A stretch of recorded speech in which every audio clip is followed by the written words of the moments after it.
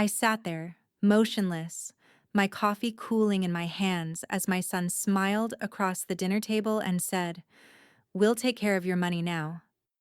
Just like that, like I was a line item he'd finally decided to audit. My daughter nodded sweetly, like betrayal was a service. After decades of budgets balanced to the penny, of late nights turning one income into enough, of raising them through grief and mortgages, they decided I was no longer fit to count. We're about to begin, but if you'd like, share where you're joining from. It reminds me this story doesn't echo into silence. It lands somewhere real. Drop it in the comments and don't forget to subscribe. Family dinner. Andrew says with a smile, "Mom, we'll take care of your money now." Andrew reached across the table for the roasted carrots. His movements relaxed in that performative way that always made Helen think of a man imitating ease, not feeling it. "Mom," he said as he passed her the serving dish, "we'll take care of your money now. It's time." He smiled as he said it, casual, friendly, almost like a joke. But Helen caught the edge beneath it. She set down her fork, pausing to fold her napkin neatly in her lap. "All of it?" she asked, her voice neutral. Jessica leaned forward from the other side of the table, wineglass in hand. "It's just safer with us, Mom. You know that. Online banking, auto pay, fraud protection. You don't need to worry about those things anymore." Helen looked at her daughter, then at her son. They both wore that gentle, reassuring expression children use when they're trying to do something difficult with kindness.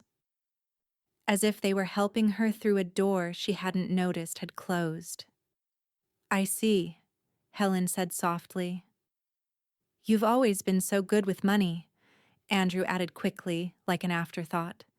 "But things are more complicated now. It's just efficiency.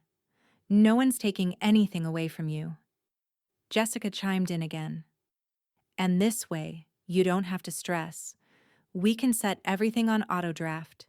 You'll still get the statements. You'll see every transaction."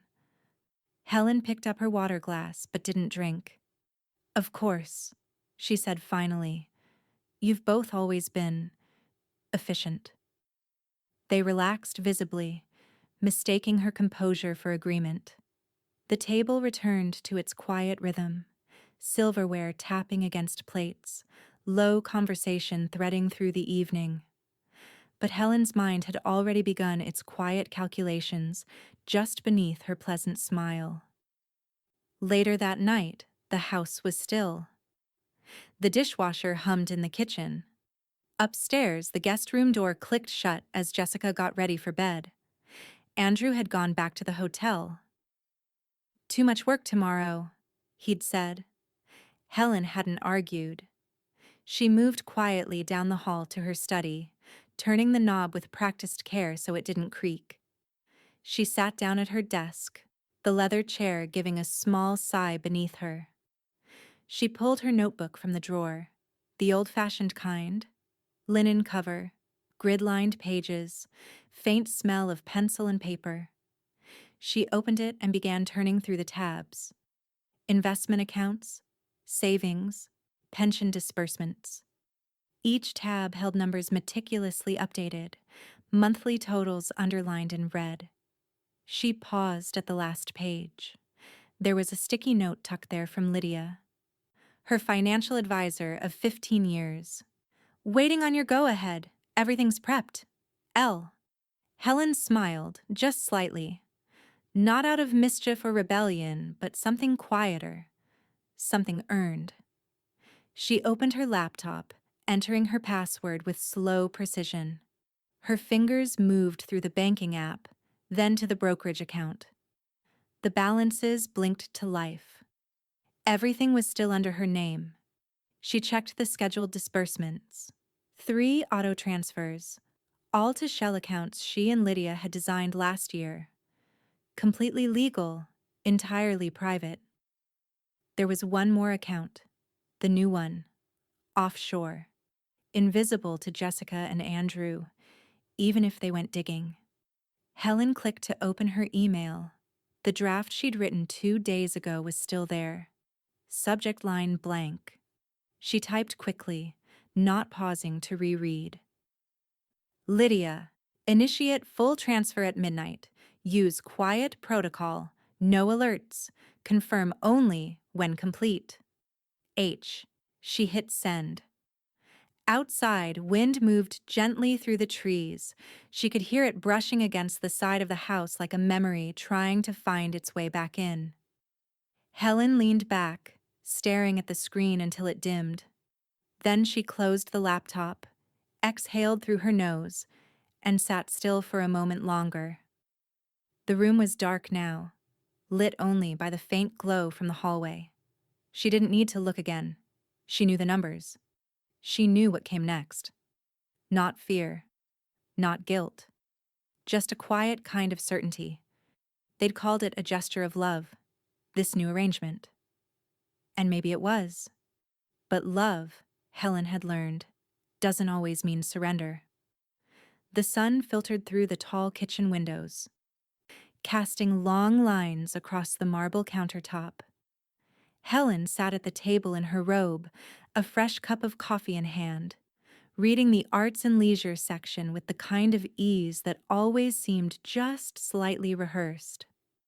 From upstairs, the sound of Jessica's heels clipped quickly down the hallway. A pause. Then the front door swung open and closed again. Too fast. Helen didn't look up. 10 minutes passed before her phone buzzed against the table. She glanced at the screen. Andrew. Then, another. Jessica. She let both go to voicemail. Outside, a crow landed on the edge of the bird bath. It dipped its beak, then flew off. Jessica stood frozen in the checkout line, blinking at the cashier as if the woman had said something in a foreign language. "I'm sorry," the cashier repeated, polite but firm. "It says the card's declined. Would you like to try another?" Jessica swallowed. "That's impossible. Try again." The cashier did, tapping the terminal with practiced indifference. The machine chirped, then beeped once, low and flat. Jessica reached into her purse, pulling out her backup. The same result. The man behind her sighed audibly, shifting his weight. She offered a tight smile. I'll be right back," she muttered, abandoning the half-packed groceries as she walked out into the bright parking lot, her phone already in hand. Andrew was standing beside Pump 3 at the Shell station off Maple and 7th, sunglasses on, Bluetooth in. He waved away the receipt offer as usual, then frowned when the screen blinked red. Transaction declined. He slid the card again. Same result. "Bank error," he muttered, pulling his phone from his pocket. As he walked back toward the car, his Bluetooth caught the tail end of Jessica's voicemail. "All my accounts. Nothing's going through. Call me." He paused. Then he opened his own banking app. The screen took longer than usual to load. The spinning icon circling like it, too, was trying to understand. Then it appeared. Checking, $0 is 0. Savings, $0 is 0. Joint account disabled. Andrew stared, then refreshed the app twice. It didn't change. Jessica stood in the kitchen, jacket half off, holding her phone in both hands like it might start leaking answers if she stared hard enough. "It's not just a card issue," she said, voice rising. "Every account. Mine, yours, even the one with the mortgage autopay. All of them frozen." Andrew was pacing. "I got the fraud alert message, but there's no transaction. Just this big red flag, like someone pulled the plug from the inside." Jessica's eyes snapped toward their mother, still seated at the table, calm as a lake at dawn. "Mom," she said slowly, "did you touch anything?" Helen looked up from her paper as if emerging from another time zone. Touch what, dear? Jessica tried to soften her tone. I mean, the accounts. Did you log in? Transfer anything? Maybe by mistake? Helen blinked. No, dear, I thought you were handling it. Her voice was light, even pleasant. But there was something behind her eyes. Not smugness, not cruelty, but a kind of steady awareness. She took another sip of her coffee. Andrew stepped forward. Mom, I'm serious. We're locked out. This could be a security breach. Helen folded the paper neatly. Well, I suppose you'll need to call the bank then. She stood, placing her empty mug in the sink. I'm going to take my walk before the heat sets in. Mom. Helen turned at the door. Jessica's voice had lowered. If you did something, just tell us. We're not angry. We just need to fix it. Helen tilted her head. Jessica, if you truly believed I couldn't manage my own finances, why would you think I'm capable of sabotaging yours? Neither of them answered. Outside, the wind had picked up, tossing a few dry leaves across the back patio. Helen opened the door, then paused. I'm sure it'll sort itself out, she said over her shoulder. You two are so efficient after all. The door closed gently behind her. Inside, Jessica stared at the phone still clutched in her hand. The screen showed an empty balance, and in the bottom corner, last accessed by primary owner, 12:01 a.m. The brunch table was set, but no one touched their plates. French toast browned at the edges, strawberries glistening in a white bowl. Helen had arranged the flowers herself, dahlias from the garden, clipped just this morning. The coffee was hot. The scones were warm. Still, silence clung to everything. Andrew sat stiffly, back not quite touching the chair, fingers tapping against his phone in quick bursts. Jessica stirred her mimosa with the tip of her straw, eyes darting between Helen and the screen that refused to refresh. Chloe sat between them, unusually quiet. 11 years old, feet not quite reaching the floor, a book closed neatly in her lap. Helen buttered a scone, methodical and slow. Did the bank give you any answers? Andrew looked up, jaw tight. You moved the funds, didn't you? She placed the knife gently on the plate. I transferred my savings. Not yours. Jessica exhaled sharply. It was all interlinked. The accounts were connected, joint access, shared statements. You knew that. Helen looked at her calmly. No, you did that. I was granted limited visibility. Read only, you said. You never objected, Jessica said, voice rising. We thought we were helping. Helen folded her hands in her lap. Helping yourselves. You were already doing that. Andrew leaned forward, arms on the table. Okay, that's not fair. We've managed the bills, the taxes, the appointments. We weren't stealing from you. No, Helen agreed. You just wanted control. Dressed it up in concern and wrapped it in a password I didn't create. Chloe shifted slightly in her seat, her gaze moving from one adult to the next. No one noticed, or pretended not to. Jessica's face flushed. You don't know how complicated everything's gotten. There are scams, AI voice fraud, synthetic identities. Helen interrupted softly. And yet, somehow, I managed to safeguard every penny before you decided I needed saving. Andrew pushed his plate back. You're acting like we ambushed you. We told you everything. No, Helen said. You told each other. Then you presented it as a done deal. A gift, you called it. Let us handle it, Mom. It's just easier. Easier for who? Jessica looked down at her hands. The polish was chipped at the edges. Next time, Helen said, voice cool but firm. Ask before promising to handle what was never yours.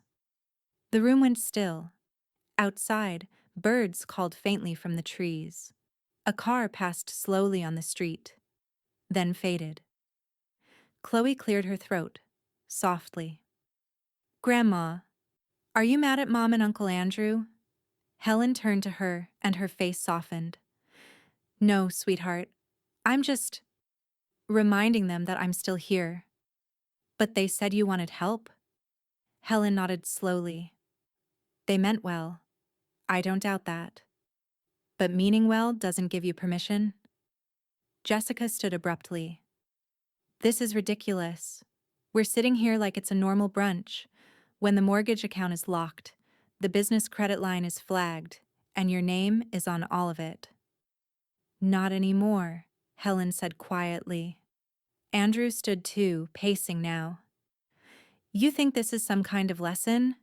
You're playing chess with family finances. Helen looked at him for a long beat. You made a move. I made one in return. Jessica turned toward her. And Chloe? She's caught in the middle of this. Helen raised an eyebrow. Because I kept my savings? Or because you built your security net using mine without asking? That landed. Jessica said nothing. Chloe stared down at the table. No one noticed she was no longer holding her book. It lay flat on the chair beside her, forgotten. Andrew's phone buzzed again. He looked at the screen, then at Helen. Lydia, he said flatly. Your advisor. I'm sure she'll explain everything, Helen replied, if you ask the right questions. He didn't answer. Instead, he turned and walked out, the sliding door clicking behind him. Jessica remained, staring at the flowers in the center of the table. Helen poured more coffee, filling her cup halfway. She glanced at Chloe. You want to walk? She asked gently. Chloe looked up. Will they be okay? Helen held her gaze. They're smart. But they've forgotten something important. What? That I taught them everything they know. Chloe thought about that, then nodded. They stood and walked toward the back patio, side by side. Behind them, Jessica sank into her chair, alone in the kitchen, the mimosa untouched beside her, the weight of it all finally pressing in. The downtown branch was all marble and glass, sleek, impersonal, echoing with soft footsteps and distant keyboard taps. Helen preferred the old location on Green Street, but Lydia said this one offered more privacy. That, Helen had learned, was code for leverage. She walked through the frosted double doors of the private client suite, where a young woman behind the desk recognized her at once. Mrs. Landon, she said, standing. Miss Cy, Barrett will be right with you. Helen nodded politely and moved toward the quiet alcove with armchairs too modern to be comfortable.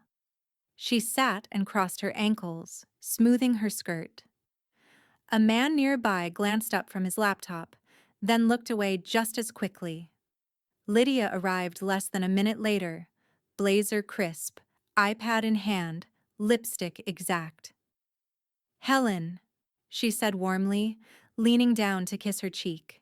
It's done. Helen stood, and they moved together into Lydia's glass-walled office, the door clicking shut behind them.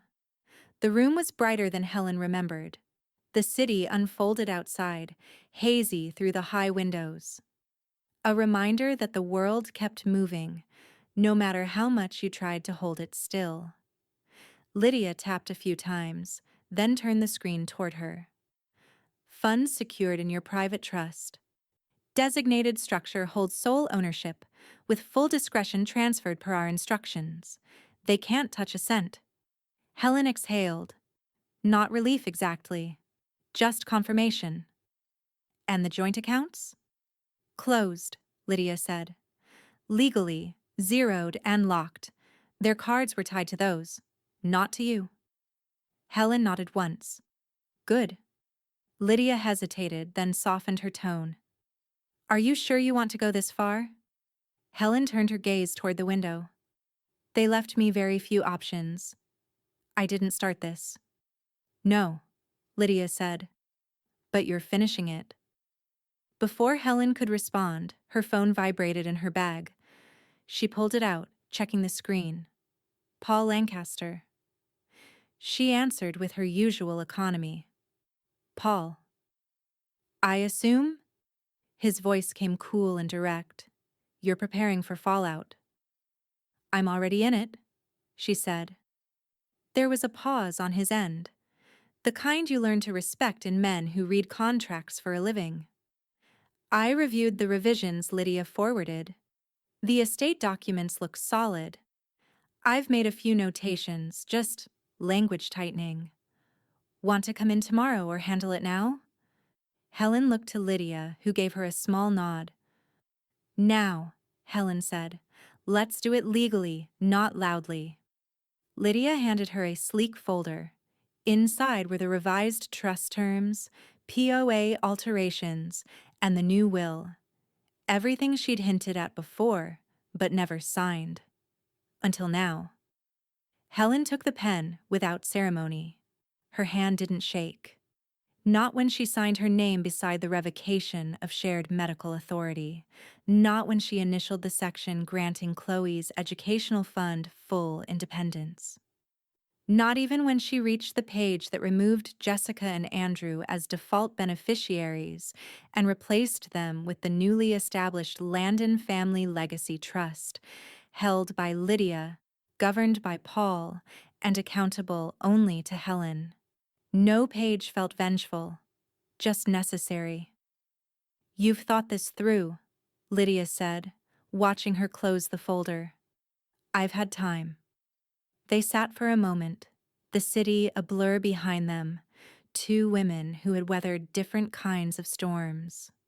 I assume Andrew's already called? Lydia said, almost amused. Twice. Left the third one to voicemail. He'll lawyer up. I hope he does, Helen said. I like my chances better with someone listening. Lydia stood and handed her a copy of the documents. I'll handle the filings. You'll get confirmation in 48 hours. Helen stood too, smoothing her sleeve. Thank you. As they walked toward the elevators, Lydia touched her arm. You know they're going to say you turned cold, that this isn't like you. Helen met her eyes. I know. Are they right? The elevator chimed softly. Helen stepped in and turned around, hands clasped gently in front of her. No, she said. They just finally met the version of me that paid for everything. The doors closed. The sun had dropped low enough to stain the front windows gold when Helen pulled into the driveway. The hydrangeas along the porch rail were half-shadowed now, their color dulled by dusk. She sat in the car for a moment, hands still on the steering wheel, the quiet settling around her like dust after a storm. She could see movement through the living room curtains, silhouettes, two of them. Andrew pacing, Jessica sitting forward, elbows on her knees, waiting. It felt like walking into a tribunal. When Helen opened the front door, Andrew's voice hit first. Finally, he snapped. We need to talk. I gathered, Helen said, setting her purse on the console table. You didn't have to break in to make the point. Jessica stood. You weren't answering your phone. I was driving, Helen replied, calm as ever. And I assumed whatever you needed to say would wait until you could say it properly. Andrew took a step forward, the heat in his face matching the tension in his voice. We talked to the bank. We talked to your attorney's office. You've locked everything down. You can't just... Helen's tone cut cleanly through his. Actually, I can. Andrew's hand slammed against the back of the sofa. Fine. Then we'll just sell the house. Helen blinked once, as if she hadn't quite heard him. Excuse me? You heard me, he said, voice sharp. You can keep the bank games, but this house is an asset. It's in the family portfolio. We'll liquidate it, Cover expenses and settle the rest later. Helen's lips curved slightly, not quite a smile. You can't. Jessica's voice trembled. Mom, we're not. This isn't. We're just trying to fix what you. Helen's gaze drifted past them to the living room window, where the last streak of sunlight faded. It's not mine anymore. Andrew froze. What? Helen turned fully toward them now, shoulders back, eyes steady. I transferred the deed. It's in trust. Jessica blinked rapidly, confusion crossing her face like a flickering light. A trust? For who? For Chloe, Helen said simply. For her education. The silence that followed was thick enough to feel. Jessica stepped forward, voice cracking. You can't just. I can, Helen said. And I did. Andrew stared at her like he was seeing a stranger. You're insane. This is our childhood home? No, Helen said softly. It was your upbringing. There's a difference. He shook his head. You don't understand the mess you've created. You're setting yourself up for legal hell. Helen tilted her head. I'm aware of the law, Andrew. I've been married, widowed, audited, and nearly bankrupted once. I know exactly what I'm doing. Jessica's voice lowered. Why, Mom? Why go this far? Helen looked between them, then toward the staircase, framed with family photographs, vacations, birthdays, graduations, each moment preserved, each one earned. When your father died, she began quietly, this house was the only thing that felt solid. I rebuilt it, room by room, budget by budget. It became a place we could come back to, a place I believed you'd both grow to protect. Her eyes met Jessica's. But somewhere along the way, you started treating it like collateral. Andrew's voice dropped, defensive but trembling. We were trying to help. Helen smiled faintly. Help yourselves? You were doing that already. Jessica's face drained of color. That's not fair. Helen turned toward her daughter, voice soft but sharp as glass. Fair would have been asking before deciding what was best for me. Andrew paced again, fists clenching and unclenching. So what now? You expect us to just walk away from everything? I expect you to remember who built it, Helen said. And who it was meant for. Jessica sank back into the sofa, shaking her head. Chloe doesn't even understand what any of this means. She doesn't have to yet, Helen said. That's the point. She crossed to the sideboard and poured herself a glass of water. The clock above the mantel ticked audibly, marking the moment. Helen sipped slowly. I built this home. I decide who inherits its warmth. No one spoke. Outside, a car drove by, headlights briefly flashing across the photographs on the wall. Helen's gaze caught one. The three of them at the beach, 20 years younger. Andrew holding Jessica's hand, both grinning at their mother behind the camera. She felt something shift, almost imperceptible. Not regret, just the final weight of inevitability. Andrew ran a hand through his hair, muttering something she didn't catch. Jessica whispered, You've changed. Helen turned toward her. No, dear. You just finally noticed. The clock struck 6. A soft knock sounded at the door. All three of them froze. Helen set down her glass and walked slowly to the entryway. Through the frosted pane, a figure waited. A man in a gray suit, holding a sealed envelope. Helen opened the door just enough. Yes. He handed it to her. Documents for Mrs. Helen Landon, from Lancaster and Associates. Andrew's voice came from behind her, wary. What's that? Helen looked down at the envelope, then back at him. Proof, she said, that everything is exactly where it should be. She closed the door gently and walked past them toward her study, envelope in hand. Behind her, Jessica whispered to no one in particular, "What did she do?" The question hung in the air, unanswered, but heavy.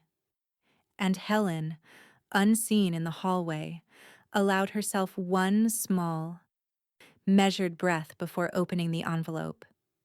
Jessica's voice was sharp but low, the kind of tone meant to sound like a whisper, but meant to be heard. She swirled her wine without drinking it, eyes fixed on the rim of the glass. "She's losing it," she said. Across the table, Karen grimaced. "Helen, are you sure? She seemed fine at the fundraiser." Jessica gave a hollow laugh. "Of course she seemed fine. That's how it always starts. But you don't see what I see behind the scenes." Another woman, Delia, always too eager, leaned in. "What kind of things?" Jessica sighed theatrically. "She's made some erratic choices. Financially, legally. We're trying to manage it quietly, but she's not making it easy." Karen's brow furrowed. "Like dementia?" "I'm not saying that," Jessica replied, tone carefully ambiguous. "But it wouldn't be unheard of at her age. And given the recent—" She stopped, feigning reluctance. "Well, never mind." Delia glanced down, her phone buzzing softly. She read the notification, then looked up again. "She moved everything into a trust, didn't she? For Chloe?" Jessica blinked. "How do you—" "Small town," Delia said with a shrug. "Big mouths." By the end of the week, it was all over the neighborhood email chain. Helen stood in front of the mirror, pinning her scarf with practiced grace. The house was quiet. Too quiet. She liked it that way lately. In the sunroom, the book club was already gathering. Women she'd known for decades, some of whom had once brought casseroles after her husband's funeral.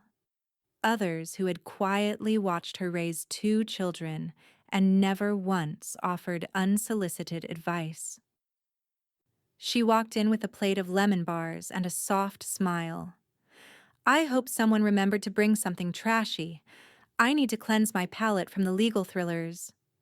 There were chuckles, a few relieved glances. The usual rhythm resumed, almost. But Helen saw it. The extra pauses, the glances exchanged when they thought she wasn't looking. The way Susan didn't quite meet her eyes. She served tea without comment. Later that evening, Lydia arrived through the side door, the one Helen had told her to use, just in case the front gets crowded with opinions. They sat in the kitchen, untouched mugs between them. "They're trying to discredit you," Lydia said plainly, "and it's spreading." Helen took a slow sip of her tea. "Let them." Lydia raised an eyebrow. "You're not concerned?" Helen turned slightly toward the window, where dusk settled like a quiet guest. "A reputation can't be stolen, only proven false." Lydia was silent for a moment, then, "And if they push harder?" "They'll show their desperation," Helen said, "and people will notice that too." Chloe slipped through the back gate just after 4, backpack slung over one shoulder, earbuds in, unconnected. She had told her mother she was staying late for group project work. She hadn't lied exactly, she just hadn't said where the group project was happening. Helen opened the door before she could knock. "Snack?" she asked. Chloe smiled and stepped inside. They sat at the kitchen table. Helen set down 2 plates, sliced apples, peanut butter, and shortbread cookies, just the way Chloe liked them when she was little. "I saw Mom's laptop," Chloe said after a moment. She was Googling conservatorships. Helen didn't react. "I'm not surprised." "She keeps saying you're confused, but you're not." Helen met her eyes. "Thank you." Chloe picked at her apple. Slice. I think they're scared. Helen nodded, slow and measured. Good. Chloe blinked. Good? Fear, Helen said. Teaches pause. It slows people down. Makes them reconsider the moves they didn't think through. Chloe considered that. They think you're unpredictable. Helen smiled softly. Only because I stopped explaining myself. The next day, Helen stood outside the post office when Susan pulled up in her silver Buick. She waved, but it was hesitant. Helen approached anyway. Susan. Susan opened the door slowly. Helen, how are you? I'm well, Helen said. A long pause passed between them. Then Susan said, People are talking. You know that. I do, Helen replied. But they've been talking since 1987. First about my marriage, then about my widowhood, and now about my sanity. Susan winced. It's cruel. Helen's voice didn't waver. It's strategy. Susan blinked. From them? Helen didn't answer. That night, Helen placed the envelope from Lancaster and Associates into her desk drawer, locking it with an old brass key. She turned off the light, moved through the darkened house, and paused at the landing where the family portrait still hung. The air was still, but something in it felt different now, as if the house itself was aware of the shift. In the silence, her phone buzzed once. A text. From Andrew. We need to talk. Soon. Helen stared at the screen, her thumb hovering. Then she put the phone down and walked away. Helen was pruning the rose bush by the side gate when she heard the tires on gravel. She didn't look up. The rhythm of the clippers against thorn stems soothed her more than she liked to admit. Precision always had. The car door shut too loudly. A second one followed, softer. Then footsteps. One heavy, one rushed. She clipped one last bloom, set it gently in the basket beside her, then stood and turned. Andrew was coming down the path with purpose. Jessica followed close behind, a manila envelope in her arms like it was ticking. Mom, Andrew said flatly. We need a few minutes. Then don't waste them, Helen replied, brushing dirt from her gloves. He didn't wait for an invitation. He stepped past her and walked straight through the side door into the kitchen. Jessica hesitated a beat before following. Helen took her time washing her hands in the mudroom sink. She could hear them whispering, no, rehearsing, behind the closed door. When she finally entered, Andrew already had the papers laid out across the kitchen table like a war map. She gave them a glance, then moved to the stove, put on the kettle. Andrew exhaled tightly. We've filed paperwork. You'll get official notice by the end of the week. But we wanted to give you the chance to cooperate. Helen turned slowly. What kind of paperwork? Jessica placed a form in front of her. Petition for durable power of attorney. Helen studied the heading, then the rest. Quietly. After a moment, she looked up. So now you want legal control over my life. Andrew straightened. This isn't about control, it's about safety. You're making irrational decisions. Helen raised one brow. By choosing not to fund your overspending? Jessica bristled.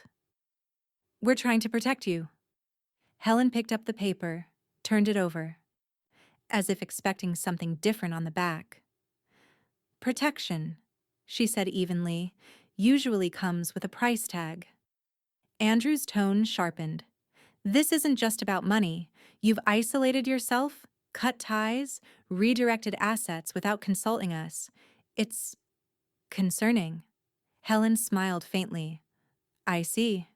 So, concern now comes with legal counsel. She walked to the counter, reached for her phone, and dialed without hesitation. Put it on speaker. Paul Lancaster's office, came the voice on the other end.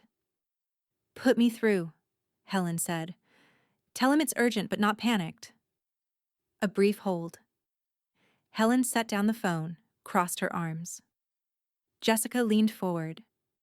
"What are you doing?" Before she could answer, Paul's voice came on the line, dry, composed, unmistakable. "Helen?" "Paul. I have Andrew and Jessica in my kitchen. They've just served me paperwork for power of attorney." A pause. "I see," he said calmly. "Would you like me to respond formally?" "No," she said. "I'd like you to join us for tea." Andrew's jaw tightened. Jessica's lips parted slightly, eyes narrowing. "And," Helen continued, "bring the updated will with you." This time, their silence wasn't defiance. It was fear. Paul's voice came cool and steady. "I'll be there in 30 minutes." She ended the call, turned toward her children. "Tea?" Jessica stepped back like she'd been slapped. Andrew sat down hard in one of the kitchen chairs. "You're bluffing." Helen walked to the cupboard, retrieved 3 cups. "I never bluff," she said. "I prepare." Jessica tried again, but her voice had changed. "Mom, this isn't what we wanted." Helen poured water into the kettle. "Then perhaps next time, lead with what you do want." Jessica looked at the door as if considering flight. "You're cutting us out." "No," Helen said. "You're doing that all on your own." Outside, the wind lifted slightly, rattling the leaves against the windows. A bird called once, then fell silent. Andrew rubbed his temples. "You've built this whole wall around yourself." Helen set the cups down in front of them. "No, I built a gate. You just assumed it wouldn't close."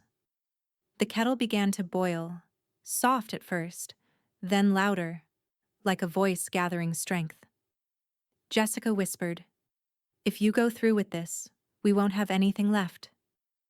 Helen turned, met her daughter's eyes. "Then perhaps it's time you learned how to build." Andrew stood. "We'll fight this." Helen didn't flinch. "Then bring lawyers. I'll bring proof." Footsteps echoed down the front walk. She didn't need to look. Paul was punctual. The kettle screamed. The front door creaked open before the kettle finished screaming. Paul stepped inside, briefcase in one hand, umbrella tucked beneath his arm. "I've brought what your mother requested," he said, his voice carrying just enough warmth to sting. Andrew stood by the window, arms folded. Jessica didn't rise from the chair. Neither offered a greeting. Helen turned off the burner, poured the tea as if she were hosting bridge, not war. Paul gave a polite nod to them both before setting the briefcase down on the table. "Before we begin," he said, unclasping the latches, "I'd like to remind everyone here that this conversation is not confidential unless you retain me individually. And since I currently represent Mrs. Landon—" "We get it," Andrew snapped. Paul glanced at him, then pulled out a thin, cream-colored envelope. "Good. Then let's move forward." Helen took the envelope and walked it over to Andrew. She placed it in his hand gently, not dramatically, not cruelly, like a mother handing over a report card. "If you truly want to protect me," she said, her voice even, "read the terms." Andrew hesitated. Jessica leaned forward. "What is it?" Helen sat across from them, her fingers loosely wrapped around her tea. "The revised trust, with a clause Paul and I discussed over a year ago, but never finalized. Until now." Andrew peeled the envelope open. Jessica leaned in. The paper inside was weighty, expensive, the kind meant to hold up in courtrooms. Paul spoke before they could finish reading. "Clause 9b. You'll want to pay attention to the language." Andrew's lips moved as he scanned. Jessica reached over, reading silently with him, then stopped. Her voice cracked. "If we file—" Helen nodded. "If you file any legal guardianship petition, power of attorney, conservatorship, mental health evaluation. You forfeit all future claims to the estate, effective immediately. Andrew's eyes flew up. You wrote us out. Helen didn't blink. No. You're still in. Jessica looked up, hopeful. Helen continued. Unless you try to control me through force disguised as care, then yes, the door closes. Permanently. Andrew slammed the papers on the table. You're unbelievable.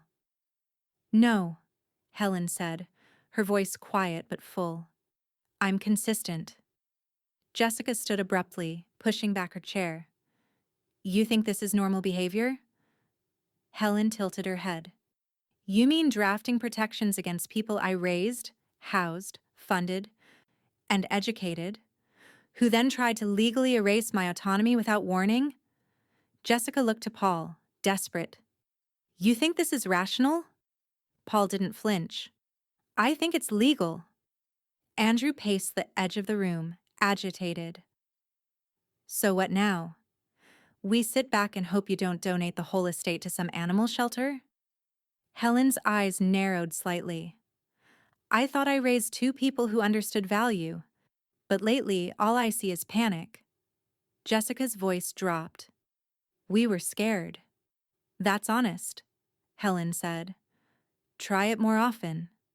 Andrew turned toward her, the heat in his face matching his voice.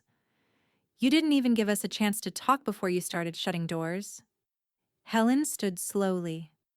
You didn't knock before barging in.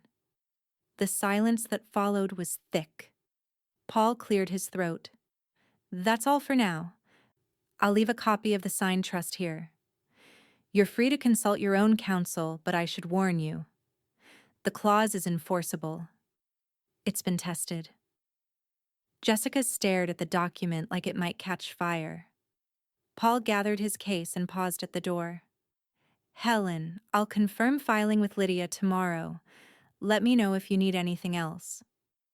Helen nodded. Thank you, Paul. The door clicked behind him. Helen turned back to her children. You came here with ultimatums. I responded with structure. That's the difference between panic and planning. Andrew looked down at the papers, then at his sister. Jessica looked back at him, and for the first time her face showed something other than anger. It was fear. Not of losing money, of losing place. Helen poured herself a fresh cup of tea. Now, she said gently, do either of you want sugar? Neither spoke. She sat, stirring her cup slowly, calmly, like time was on her side. Because it was. Helen was folding towels in the upstairs linen closet when her phone rang. She recognized Lydia's number immediately and answered on the second ring. It cleared, Lydia said without preamble. Finally. Helen leaned against the doorframe, one hand still on a stack of cotton. The pension? All of it. Retroactive disbursements, interest, death benefit. It's a number. Helen smiled. How much? There was a pause. Then Lydia said, Enough to make headlines if you want. Helen's smile widened. No headlines, just ripples. That afternoon, she met with Lydia and a representative from the District Scholarship Foundation in the back room of a modest office building that still smelled like freshly printed paper and neutral carpet. She handed over the donation papers without ceremony. Her name wasn't listed as the donor, just the name of the trust she had established years earlier for Community Educational Legacy Initiatives. No press, no speech. Just one line at the bottom of the release. In support of students with potential and a need for a longer runway. Chloe's school, nestled at the edge of the county, was listed among the first recipients. Not the only one, but the first. Helen left before the ink was dry. 2 weeks later, the school board meeting was packed. Helen sat quietly in the back row, tucked beside a teacher she used to babysit for back in the 90s. The gymnasium lights buzzed overhead, and folding chairs squeaked as attendees shifted their weight between budget updates and parking complaints. Jessica sat at the board's long table, second from the left, chairwoman of the finance subcommittee, wearing a powder blue blazer that looked newly pressed. She scanned her agenda as the superintendent flipped to a new slide.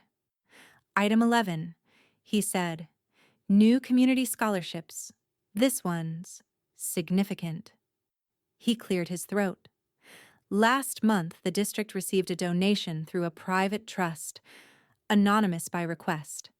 $500,000 earmarked for academic programming, student support, and college preparatory services. The audience murmured. Jessica looked up, blinking. Sorry, what? The superintendent smiled. We've been instructed to begin immediate disbursement to underserved campuses, starting with Westbridge. Jessica's mouth opened, then closed. That's Chloe's school, a woman behind Helen whispered. Wow. Tonight, the superintendent continued, we'd like to recognize the benefactor. Though the trust prefers anonymity, a representative has asked to say a few words. He gestured toward the side entrance. Helen stood. The gym fell silent. Jessica's eyes widened. Helen walked to the podium slowly, calmly, her footsteps muffled by the waxed floor. She wore gray slacks, a soft wool sweater, no jewelry, just confidence, threaded through every movement. I won't take much of your time, she said, voice steady, only to say, investment in education shouldn't feel radical. It should feel routine. A few people clapped. A few more followed. She nodded. This district gave my family more than I could count. I figured it was time to return the favor. Jessica was frozen, pale. Helen turned, looked directly at her daughter, not unkindly, but clearly. You once said you'd handle my money, she said, voice now warmer. Turns out I handled it better. More applause this time. Someone stood, then a few more. It wasn't a standing ovation, not exactly, but it was more than polite. It was real. Jessica sat, staring down at her hands, unmoving. Helen stepped down from the podium and returned to her seat. A few people nodded to her as she passed. One woman touched her arm lightly and whispered, "Thank you." Helen just smiled. That night, she sat at her kitchen table alone, a mug of mint tea cooling beside her, and opened Chloe's latest school project. A short essay about courage, folded neatly in her backpack. At the bottom, in Chloe's handwriting, a line read, "My grandma isn't scared of anything. She's like a map that leads to things other people forget to look for." Helen read it twice. Outside, the wind shifted. Her phone buzzed. Jessica. We need to talk. Alone. Helen stared at the message for a long moment. Then she stood, picked up the tea, and carried it to the sink, steam curling softly around her fingers. The call stopped first. For 3 days, Helen's phone remained silent. No late-night texts from Andrew. No carefully worded voicemails from Jessica asking if now might be a better time. Just silence. So loud it almost sounded like peace. Lydia noticed. They're regrouping, she said on the phone one morning as Helen watered the porch succulents. Helen adjusted the nozzle, watching droplets bead across the leaves. Or retreating. Don't confuse silence with surrender, Lydia warned. Helen smiled faintly. I never do. On Thursday, Chloe arrived after school, her backpack slung heavier than usual. She didn't bother with the front door. She came through the back gate, as she always did now. Helen was in the kitchen, slicing apples and spreading peanut butter on whole grain crackers like clockwork. Chloe dropped her backpack with a soft thud. Dad's mad, she said, without greeting. Helen didn't turn. At me? Chloe shrugged. At everything. He says the whole town thinks he's greedy now. And your mother? Helen asked. She's embarrassed, Chloe replied. She didn't even want to go to the last board meeting. Said she had a headache. Helen set the plate down between them at the table. That's what honesty does, she said gently. When it's been ignored too long, it stops whispering. It starts making noise. Chloe picked up a cracker. Is it over? No, Helen said. But the loud part is. Lydia showed up later that afternoon, heels off, laptop under one arm. She poured herself a glass of wine without asking and sat at the kitchen island. Their financial advisor called me. Helen arched a brow. Andrew's trying to trigger a review of your old joint filings. Jessica's asking about frozen shared assets. Helen gave a small shake of her head. They're flailing. They might retaliate, Lydia said. Financially, legally. Helen opened a folder she'd already prepared. Let them try. Inside were documents she and Paul had reviewed the week before. The final transfer orders, confirmations from 3 institutions, and the seed charter for the new endowment, a closed ecosystem of wealth, protected, untouchable. All I own now, Helen said, owns itself. Lydia exhaled.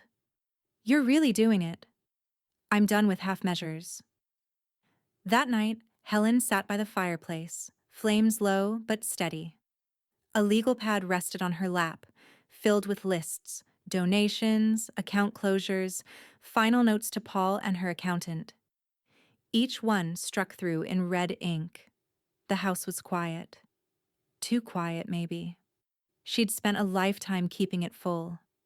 Of kids, of visitors, of her husband's laughter echoing through the stairwell when the kids were small. Now it echoed with something else. She picked up Chloe's school essay again, rereading the final line. She's like a map that leads to things other people forget to look for. The fire cracked gently beside her. The next day, a manila envelope arrived in the mailbox. No return address. Inside, copies of Helen's past medical records, flagged documents from 2 years ago, a specialist's note mentioning early fatigue, and a radiology report with the word follow-up underlined in red. No note, no name, just an unspoken threat. She read it once, then again, then fed the entire packet into the fireplace. The flames didn't hesitate. Lydia called that evening. I know what they sent, she said. They're testing the line again, hoping you'll blink. I won't. You sure? I'm tired, Helen said. But I'm not confused. That's the difference. A pause. Do you want to get away for a few days? No, Helen said. I want to stay home and let my absence settle in. Lydia was quiet. Then, call me if anything changes. I will. That night, Chloe called from her room. I think Mom and Dad are fighting. Helen sat on the edge of her bed, phone to her ear. How do you know? They're quiet, but it's the loud kind of quiet. Helen closed her eyes. I know that kind. Will it go back to normal? Chloe asked. Helen looked around her bedroom, the one she had once shared, then raised children in, then stood alone inside for nearly 2 decades. No, sweetheart, she said softly. But that's not always a bad thing. The days stretched wider now. Helen rose with the sun most mornings, not because she had to, but because she wanted to see the light pour over the garden while the world was still quiet. She trimmed back the thyme, tied up the drooping tomatoes, and carried fresh basil inside to dry on the windowsill. The rhythm was her own, not rushed, not idle, just deliberate. She stopped answering calls that didn't matter and started rereading the books she'd once rushed through out of obligation. Now she sat with them, letting the words breathe. Chloe came by every few afternoons after school. No schedule, Just habit. Sometimes they played cards, other times they just sat. Occasionally, Chloe did homework while Helen made dinner. The silence between them wasn't awkward, it was inherited. One late morning, Paul stopped by unannounced, which meant he was worried. He wore jeans, which meant he was trying to appear less like a lawyer and more like a friend. They sat on the porch with cold lemonade and no agenda. "You seem different," Paul said, watching her over the rim of his glass. "Lighter." Helen looked out toward the end of the yard, where the hydrangeas had started their slow fade into fall. "Control is a heavy thing," she said, "especially when you give it away." Paul nodded. "But now you've taken it back." "Only the parts worth carrying." He smiled. "How are the quiet weeks treating you?" Helen looked at him. "Like a reward I didn't know I earned." Chloe arrived later that day with a library book tucked under one arm and a question already on her lips. "Grandma," she said, kicking off her sneakers at the back door, "can I help you at the bank someday?" Helen turned from the stove, raising a brow. "What makes you think I work at a bank?" Chloe grinned. "Because every time someone mentions money, you already know where it's going." Helen laughed. A rare, full one. "Well then, you might have the instincts." "But seriously," Chloe said, "I think I'd like that. Helping people with their accounts and stuff." Helen stirred the soup on the stove. "You won't help money, sweetheart. You'll help people. Money just happens to be what they carry with them." Chloe nodded slowly, considering it like a promise. That weekend, Lydia joined her in the garden, kneeling in the soil with sleeves rolled up and no makeup, which Helen took as a sign of something deeper than comfort. Trust. "You've created something powerful," Lydia said, brushing dirt off her hands. "And I don't just mean the trust or the endowment." Helen leaned back on her heels, wiping her brow. "I didn't create anything." Lydia gave her a look. Helen smiled. "I just remembered what was already mine."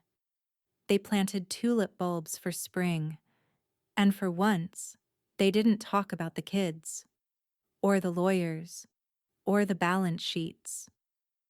They just planted and trusted the roots to figure out the rest. A few days later, Helen sat at her desk, organizing files for Chloe's college prep fund. Not because Chloe needed it yet, but because Helen believed in finishing things early. The desk was neater now. No manila threats, no urgent signatures, just structure. She looked over a page that Paul had prepared, a simplified breakdown of the family's legacy trust. At the bottom, a quote she hadn't asked for but was glad he included. "Respect compounds faster than interest, and it holds its value longer, too."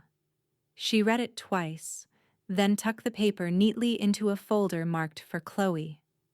That evening, Chloe helped wash the dishes while Helen dried. "Do you miss them?" Chloe asked. Helen paused. "Sometimes." "Do you think they'll come back?" Helen folded the towel in her hand slowly. "They never really left, sweetheart. They just forgot the way home." Chloe looked at her.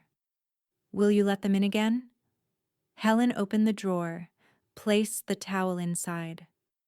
"When they remember how to knock." They finished the dishes in silence. Later, after Chloe left, Helen sat on the porch alone. The sky was soft with early evening blue, the kind of color that doesn't announce itself. It just settles. Her phone buzzed once, then again. She ignored the first, then glanced at the second. From Jessica, Chloe's school counselor called me today. You've been listed as her emergency contact. Helen read the message once, then typed, "Yes, she asked me to be." The typing bubble appeared, then disappeared, then again. Helen waited, phone still in hand, the breeze cool against her face. Whatever was coming next, it would arrive quietly, and she was ready. It was Sunday when they came. Helen heard the car before she saw it, the familiar crunch of tires on gravel, the engine idling too long in the driveway, like hesitation made mechanical. She didn't rise from her chair on the porch. She just set her teacup down and waited. The screen door creaked open. Jessica stepped through first, hair pulled back, expression cautious. Andrew followed, slower, his hands in his pockets, his eyes trained on the porch steps. "Mom," Jessica said quietly, "can we come in?" Helen nodded once. "If you remember how." They both hesitated before following her into the house. The kitchen looked exactly as it always did. Orderly, calm, the smell of chamomile and lemon oil lingering in the air. Sunlight slanted through the window, striking the countertop like a stage light. For a moment it was almost peaceful, until Andrew broke the silence. "You embarrassed us." Helen turned from the sink, drying her hands with a linen towel. "I didn't realize you could still feel that." Andrew frowned. "You made us look like children, reckless, ungrateful." "You embarrassed yourself," Helen said softly, folding the towel with deliberate precision, "when you confused care with control." Jessica's voice cracked slightly. "We were trying to help." Helen looked at her daughter for a long moment. "No, you were trying to manage. There's a difference." Jessica exhaled. "We thought we were doing the right thing." Helen's tone didn't rise, but the words carried weight. "Then, you should have asked the right person." Silence stretched. The kind that only family can create. Heavy, unspoken, crowded with things that have waited too long to be said. Andrew moved first. He walked to the kitchen table and sat down hard, his posture deflated. "You made a spectacle out of us. The trust, the donation, the school board, the town's talking." Helen poured herself more tea. "Let them talk. They've done it my entire life. At least this time they're talking about something worth hearing." Jessica stepped closer, voice trembling. "You hurt us." Helen set her cup down. "No, Jessica. I stopped protecting you from yourselves." Jessica looked down, eyes filling. "You don't know what it's been like. The whispers, the looks." Helen cut in, gentle but firm. "You mean the consequences?" Jessica flinched. "You don't have to enjoy this." "I don't," Helen said. "But I do accept it." Andrew rubbed a hand across his face. "You've built this empire of boundaries, Mom. But what's left after everyone walks away?" Helen didn't hesitate. "Me. And that's enough." Jessica sat down beside her brother, shoulders sagging. "Dad would have hated all this fighting." Helen's expression softened, just slightly. "Your father believed in independence. He just never got the chance to prove what it costs." Andrew's jaw tightened. "And what does it cost?" Helen's eyes found his. "Everything you don't appreciate." Outside, the wind stirred through the hydrangeas, whispering against the windows. The clock above the stove ticked, loud in the pause. Jessica finally spoke again. "Chloe's spending more time here." Helen nodded. "She's comfortable here. She told her teacher she wants to be a banker when she grows up." Helen smiled faintly. "A good one, I hope." "She said you told her it's not about the money." Helen's smile lingered. "It never is." Jessica's throat tightened. "You're teaching her things we should have taught her." Helen tilted her head. "Maybe. Or maybe she's learning what you forgot." Andrew stared at the table, his voice low. "So this is it? You cut us off, and we just pretend to visit?" Helen poured another cup of tea, steam curling up between them. You're adults. You can visit if you want. Or not. But when you walk through that door, you'll leave your entitlement outside. Jessica's eyes glistened. And what do you want from us? Helen stirred her tea slowly, the spoon clinking against porcelain. Respect. For me. For yourselves. For what we built before you decided to fix it. Andrew leaned back, staring toward the window. You've changed. Helen gave a small, knowing smile. No, I just stopped apologizing for staying the same. The quiet settled again. Not hostile, not cold, just present. Jessica wiped at her eyes, finally meeting her mother's gaze. We didn't come here to fight. I know, Helen said softly. You came here to understand? Andrew looked at her. And do we? Helen smiled. Not yet, but you're closer than you were. She stood, moving toward the window, looking out at the garden, the rows she'd tended through every argument, every season, every silence. Family doesn't need my money, she said finally. It needs my example. Neither of them replied. Outside, Chloe's laughter echoed faintly from the yard next door. Bright, unexpected, unbothered. Helen turned back to her children. Now, she said gently, would either of you like tea? The paperwork sat on the kitchen table like a sleeping animal, harmless until disturbed. Paul stood by the window, reading glasses low on his nose, flipping through the final draft with his usual calm precision. All right, he said, tapping one page. We're done. Unless you want to add a surprise clause for the dog. Helen didn't smile, but her eyes warmed just slightly. No dog, she said. Just a granddaughter with very good instincts. Paul handed her the pen. She signed with a steady hand. Name, date, initials on the margins. The weight of the document wasn't in its pages, but in its intention. Same executor, same trust custodian, Paul confirmed, but this version activates immediately upon your passing. The primary heir remains Chloe. He glanced at her, with the stipulation. Helen nodded. That it not sit idle. She'll be able to draw from the fund only to support others. Education, health, community development. No private luxury. Good, Paul said. It's clear, tight, not restrictive, but purposeful. Helen turned to the next section. And them? She asked, though she already knew. Paul adjusted his glasses. Andrew and Jessica each receive a set allocation. Not insignificant, but a fraction of Chloe's. The funds are contingent. On? She asked. Annual fulfillment of 100 volunteer hours in financial literacy education. Documented, verifiable. If they miss a year, they forfeit the remainder. Helen exhaled slowly, not from doubt, but from completion. And the clause about the press? Paul flipped one more page. Still in place. Any public disparagement of the estate or its conditions is considered a breach of legacy terms. They can disagree privately, but not loudly.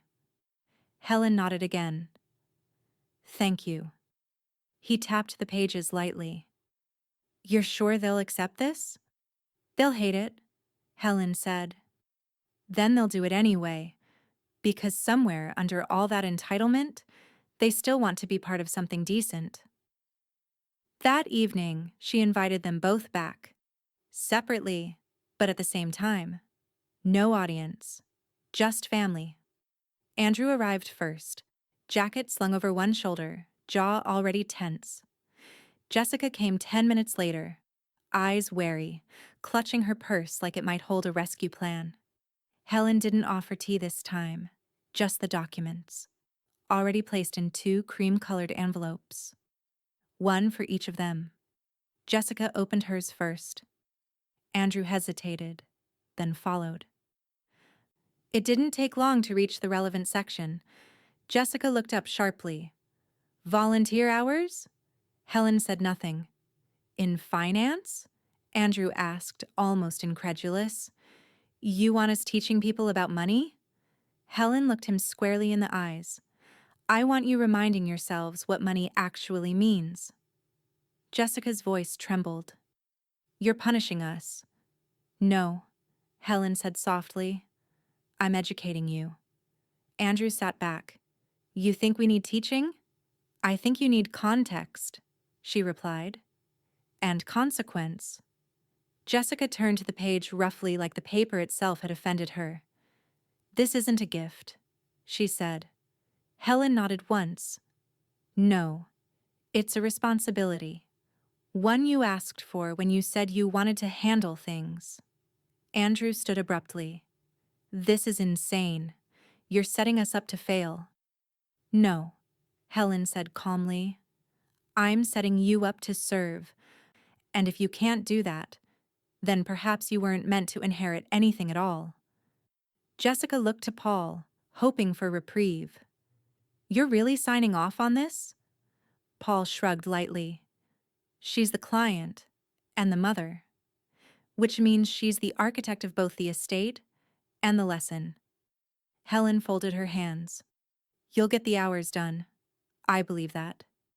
You're both capable, just not accustomed. Andrew paced to the back door, paused, then looked over his shoulder. And Chloe? She doesn't have to do anything? Helen turned toward him. Chloe already did the hardest thing. She listened. They didn't storm out. That was new. They left slowly, each holding the envelope as though it might burn or bless, depending on the day. After they were gone, Paul chuckled softly as he packed up. Classic Helen, he said, leaving them the exact thing they didn't know they needed. Helen watched the dusk settle outside the window. It's called accountability, she replied. It compounds better than resentment. Paul grinned. That one's going in my notes. The frost came early that year, silencing the garden in a hush of silver. Helen didn't mind. The roses had already been pruned, the basil harvested, the soil tucked beneath mulch like a promise made quietly to spring. She had other things to tend now. At the downtown library, Jessica sat at a folding table in a room lined with aging encyclopedias and tax forms from 2008. 3 people had signed up for the Basics of Budgeting workshop. 2 had shown. 1 was asleep, but she stayed. Every Tuesday evening. At first, she'd arrived in designer heels and a defensive smile, as if she might talk her way out of the room. But the heels disappeared by week 2, the smile too, replaced by questions she didn't have answers to, and slowly, the humility to admit it. Would you come back next week? A single mom asked after one session. Jessica blinked. Why? Because you made this make sense. Jessica exhaled. Then yes. She didn't tell Helen, not at first. Andrew's change came slower. It began with stopping by. Just once, under the guise of dropping off Chloe's old science project. He stayed for a cup of coffee, then again the next week. One Saturday, he trimmed the hedges without being asked. He never apologized.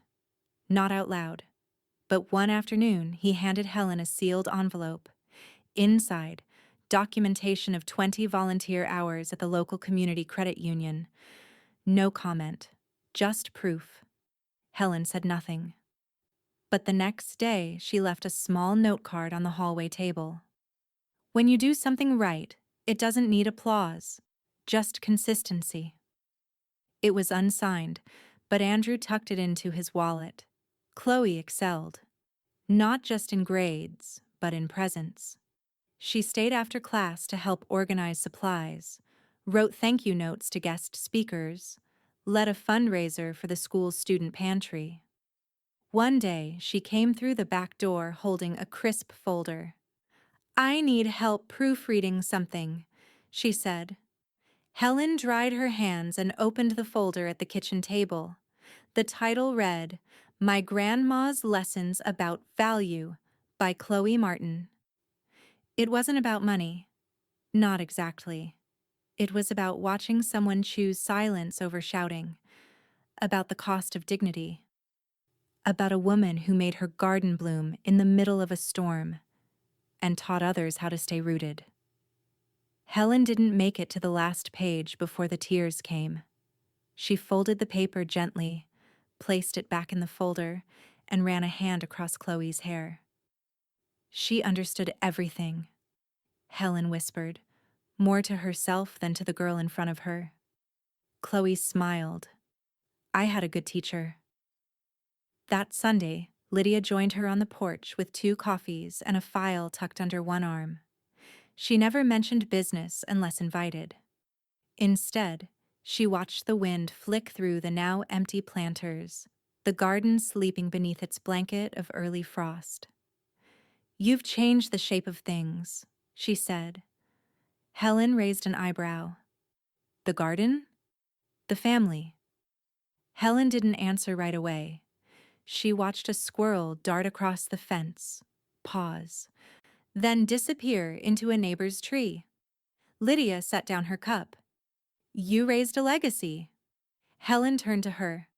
One that can't be withdrawn. They sat in companionable silence. The next day, Helen was reorganizing the study when she found one of her old ledgers, the kind she used to track expenses after her husband passed. Each line was neat, handwritten, itemized with a diligence that only comes from survival. She thumbed through the pages, her eyes catching on familiar entries. Groceries, $43.75, children's shoes, $21.90 extra, Chloe's library card fee, $3.00. A smile tugged at the corner of her mouth. The smallest investments, it seemed, had paid the longest dividends. She closed the ledger, returned it to the drawer, and locked it. Not out of secrecy, but out of reverence. That evening, she received a text from Jessica. I've added 5 new volunteers to the program. One asked me what net worth really means. I told her it's not a number. It's what people remember about you. Was I close? Helen typed, closer than you used to be. She pressed send, then deleted the draft that had simply said yes. Some lessons were better earned than gifted. The frost held through morning, but Helen stepped out onto the porch anyway, sweater wrapped around her shoulders, coffee in hand. The sun was just rising, pale and new. From the street, the town looked the same, but the foundations had shifted. And in that stillness, Helen smiled, not because everything had healed, but because everything had grown. The dining room was set simply. No polished silver, no candlelight fanfare. Just Helen's old stoneware plates, a linen runner Chloe had ironed that morning, and the kind of soft, flickering light that made even tired eyes look warm. It was the first time in over a year that all of them had gathered under the same roof without a document between them. Helen moved quietly between the kitchen and the table, apron dusted with flour, a roasting pan cradled in her arms. Chloe followed behind with the salad, careful not to spill the vinaigrette she'd insisted on making from scratch. Andrew and Jessica sat side by side, their laughter tentative but real, as if something had been cauterized but not forgotten, the kind of wound that taught before it closed. Helen set the roast down at the head of the table and took her seat, wiping her hands on a cloth napkin before raising her glass. To roots, she said simply. They echoed her, Chloe's voice the clearest. Conversation unfolded slowly, shared memories, old recipes, a few long-held family myths corrected gently now with age. There was no mention of trusts or documents, no mention of losses, only small recognitions passed like salt. At one point, Andrew leaned back in his chair, a glass of wine in hand, and looked around the table with a crooked smile. To Mom, he said, still the best financial advisor in the family. Laughter followed, soft, unguarded. Helen raised an eyebrow. And the only one in this room who still believes in interest rates. Chloe giggled. Jessica laughed too, quietly, but with none of the performance Helen had come to recognize. It was the kind of laughter that comes from remembering you're allowed to change. Dessert was simple. Apple tart with a vanilla glaze Chloe had drizzled like an artist. They passed plates and seconds without comment, the comfort of enough settling around them like a second tablecloth. At some point, Helen's phone buzzed in her cardigan pocket. She didn't rush to check it. She waited until the dishes were cleared and the house felt full again. Standing at the sink, warm water running over her hands, she glanced at the screen. A message from Lydia. Account stable. Life, too. Helen smiled. She didn't respond. She just pocketed the phone and picked up another dish. Later, when the table was cleared and the guests had filtered into the living room for tea and old board games, Helen stepped into the hall for a moment of stillness. Framed photos lined the wall. Not just posed ones anymore. New additions had joined. Chloe's volunteer event, Jessica at a budgeting workshop, Andrew shaking hands with a nonprofit director. Little flashes of recalibration. She stood before them, tea in hand, and let the silence fill her. Not the lonely kind, the kind that signals balance after a long series of corrections. From the next room, Chloe's voice rang out. "Grandma, your turn." Helen turned toward it, smiling. She stepped back into the room. She had once feared she'd spend her final years being managed, advised, filed into folders. Instead, she had outlived the ledger. She picked up the dice and sat beside Chloe, who leaned into her shoulder like a root curling back toward the soil. Jessica passed her a card from the stack and whispered, "I'm glad we're here." Helen nodded. "Me too." Andrew reached for the score sheet, raising an eyebrow. "We're still playing by your rules, right?" Helen smirked. "Always." Outside, the frost had started to lift. A faint thrum of wind against the windows hinted at spring, somewhere just beyond the edge of what was visible. As the game resumed and laughter wound through the room like an old song finally remembered, Helen looked around the table, at what had changed and what hadn't, at what had grown. She took one final sip of tea, set her cup down gently, and thought, "They promised to take care of my money. I simply reminded them who taught them how to count."